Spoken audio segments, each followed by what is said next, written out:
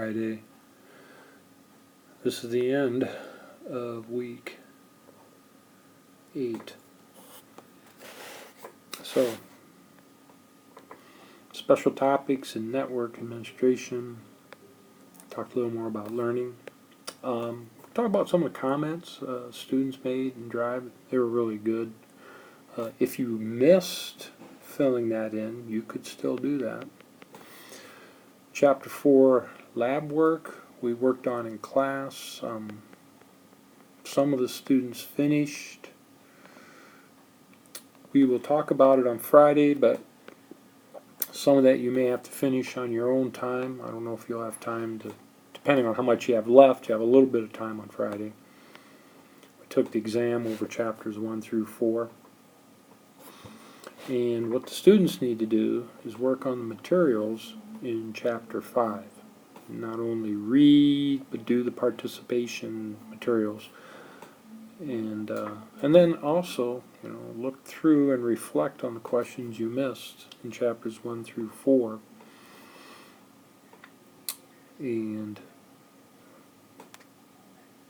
prepare some questions possibly for me to go over. Focus on learning. Are you willing to look at things differently? A lot of that change has to do with working through the chapters on your own. Are you persistent? And everybody can grow. Everybody can learn. The growth mindset. Drive.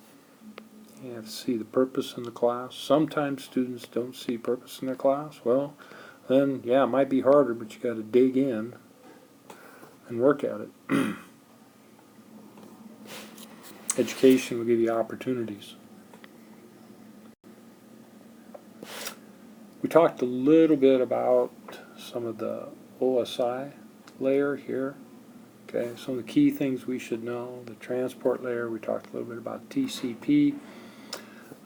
Network layer is where we do IP addressing. Data link layer is where we do physical or MAC addressing. This would be considered a logical address, a physical address. And then the physical layer, we either have wire, wireless, or fiber, some way to connect into the network and connect between intermediate devices, like router to router, or a switch to a router, and so forth. Ethernet and Wi-Fi, they both look at a physical address, connect either through an access point or a switch.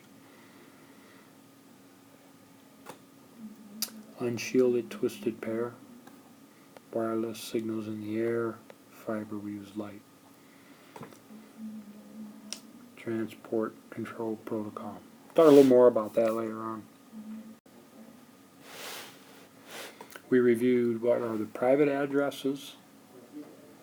These are addresses we can use on internal networks like local area networks. A lot of times this is the one used in wireless home routers. Talk more about those later. Here at NIAC we use a lot of these in our area. We use this 31 in our area, and the college also uses this private addressing. For example, when I log into the Wi-Fi, I get an address from here, and when the students log in, they get a 172.29. Kind of keep track on who can do what. We take the private address, do a network translation to a public address, match up port numbers, and we can send traffic out to the internet then. Client, where we're working and we're contacting servers, and there are a lot of options for services, network services we can do via networks like email or downloading files or web browsing, so forth. We have a server internally here. It's a private address. It's in this range right up here. And then this is a public address we can use out the internet, and this is a static connection between those two. And that's it.